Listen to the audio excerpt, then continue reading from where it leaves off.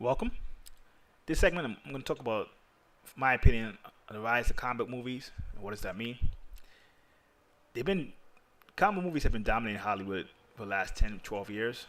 It's kind of interesting because as a comic book fan, people take it for granted now, but coming up, the comic book movies were very bad, usually coming up. And when you look back, a lot of times we weren't really sure if they would actually really ever really have consistent comic book movies other than DC, Superman, and Batman.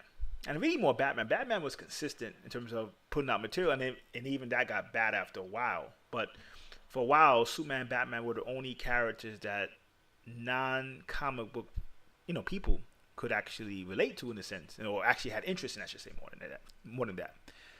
And I think that's the fundamental difference. I think DC was naturally more integrated in people's minds because even after Superman and Batman, Spider-Man might have been third, but you can make the argument Wonder Woman was actually third. I mean, Spider-Man was probably third, but Wonder Woman came close. So it's really like DC has Spider-Man, Wonder Woman, Superman, and Batman.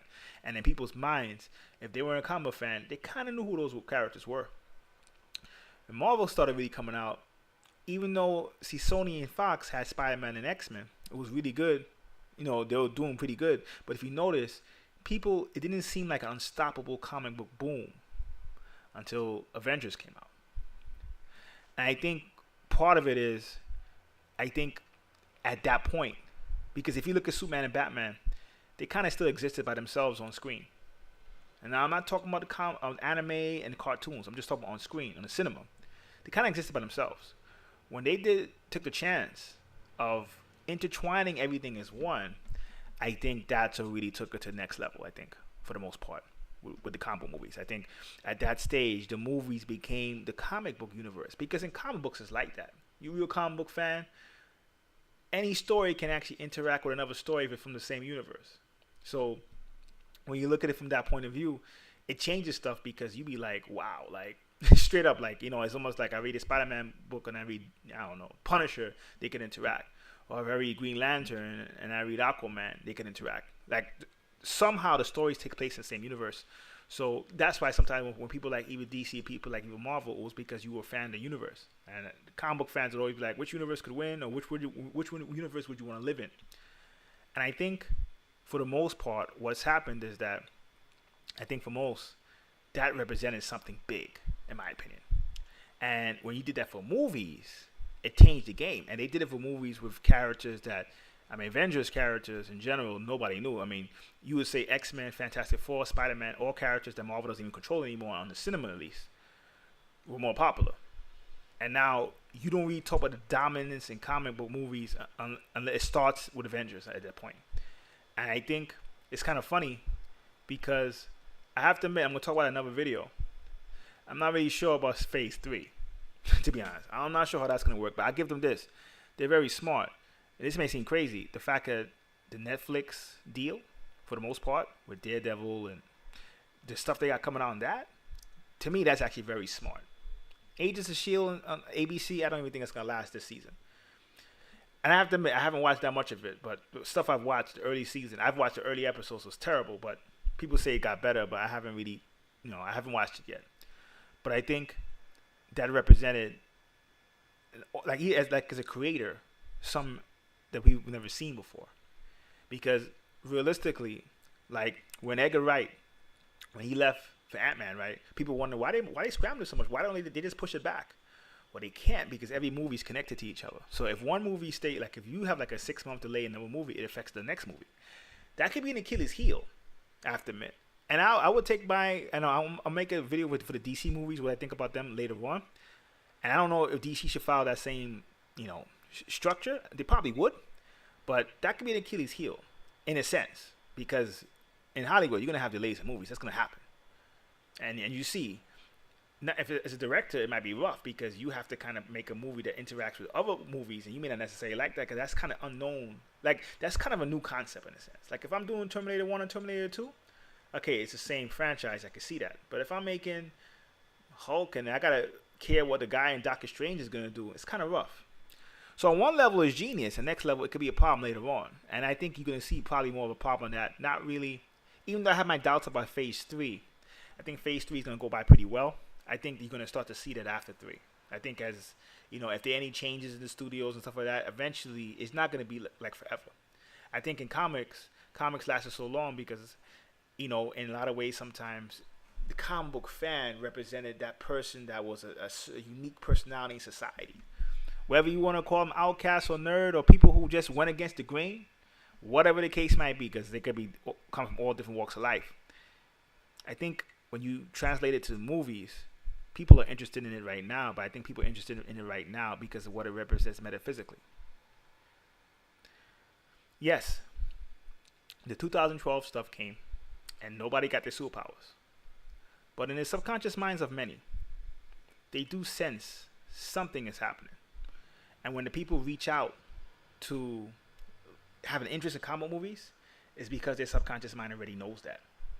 And when you look at it, because the subconscious mind already knows that, there's an interest in superheroes. Now, for the most part, of course, are most people going to get superpowers? Of course not.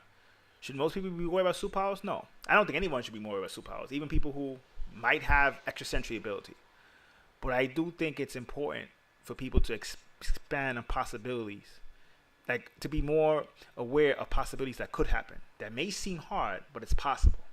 And I think that's what it means, because right now the world is at the apex. It's at a point where you can't go any lower, to be honest. You have wars all over the place. Right now, you have a conflict in Israel. You got planes getting shot down in Russia. It's craziness going on all over the place. Even stuff that's not being reported. You have a drug war in Mexico. It's been going on for a while. Afghanistan, Iraqi wars are still going on, still happening. There's a lot of problems in the world, but in problems, opportunity always comes. And the reason why the problems are magnifying is probably because there has to be opportunities that come that are something that the imagination in general would not come to under normal circumstances. So whenever you have times of crisis, that's when the imagination works best. So I don't think, like, it's funny with movie people, I've noticed a lot of movie people have been kind of like, they're tired of combo movies, and they kind of be like, when is the world going to stop with the combo movies? The worst thing about that is that now that they're doing good worldwide, I think that's totally locked now. It's like Transformers. Transformers came out, and I didn't see it. I couldn't watch that, to be honest. That's a Netflix, Amazon Prime movie to me. But it did more in China, or it's doing more in China than it is in America, and the worldwide box office of that is off the chain, right? You got a movie like Spider-Man, considered kind of a flop.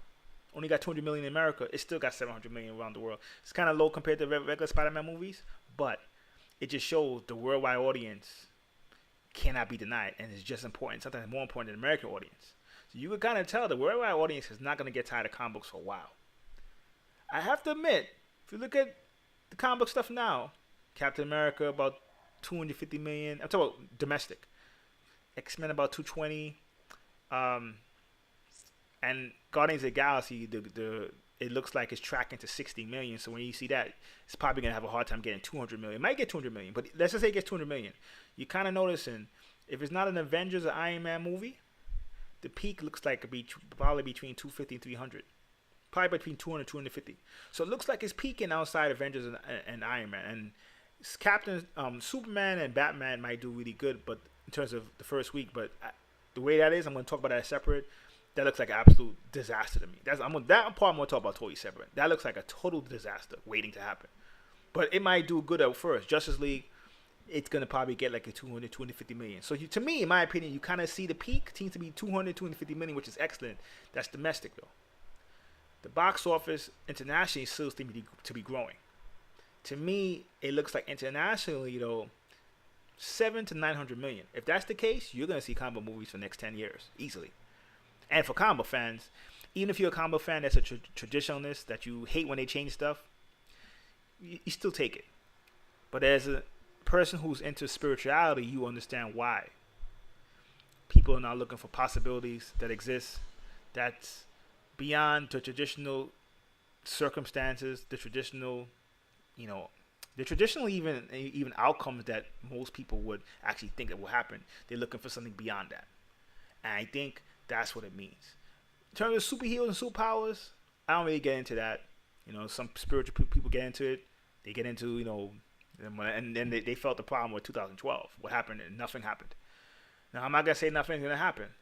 But I do think, and that's why I plug Ormism all the time, is that it could happen, but it's going to be in a different way than the comic book people ever thought. It's going to probably be more like, the comic book creators ever thought. It's probably more something like Star Wars and George Lucas.